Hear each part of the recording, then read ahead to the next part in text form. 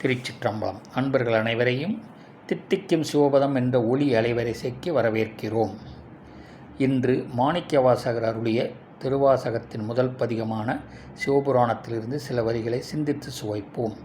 முதலில் சிவபுராணம் பற்றிய சிறு குறிப்பு. இறைவன் ஆன்மாக்களை பல்பிறவிச் சூழலுள் ஆட்படுத்தி திருவருளுக்கு உரியவனாகச் செய்யும்படி நிலைக்கு உயர்த்த உதவும் பதிகம் சிவபுராணம். இப்பொழுது அந்த 2 வரிகள். ஈர்த்தினை ஆட்கொண்ட எந்தை பெருமானே, போற்றி புகழ்ந்திருந்து பொய்கட்டு மெய்யானான் மீட்டிங்கு வந்து வினைப்பிறவி சாராமே. இதற்கான பொருள்: மதிநுதல் மங்கையோடு வடவாலிருந்து மறைவோதும் எங்கள் இறைவன் இந்த ஆன்மாவை தன்வசப்படுத்தி ஆட்கொண்டான். எதனால் அவ்வாறு செய்தான்? என் உரிமை நாயகன் கிடைப்பதற்கரிய இம்மானுடப் பிறவிக்கு நன்றி கூறி போற்றி அவனை புகழ்ந்திருந்தேன். யான் எனது என்ற பொய்கட்டு மெய்யான சிவனுடன் ஒன்றி நின்றேன்.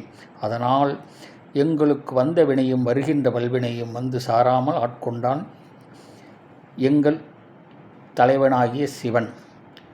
திருச்சிற்றம்பலம். சிவசிதம்பரம். அருட்பெருஞ்சோதி அருட்பெருஞ்சோதி தனிப்பெருங்கருணை அருட்பெருஞ்சோதி. திருச்சிற்றம்பலம். சிவசிவ.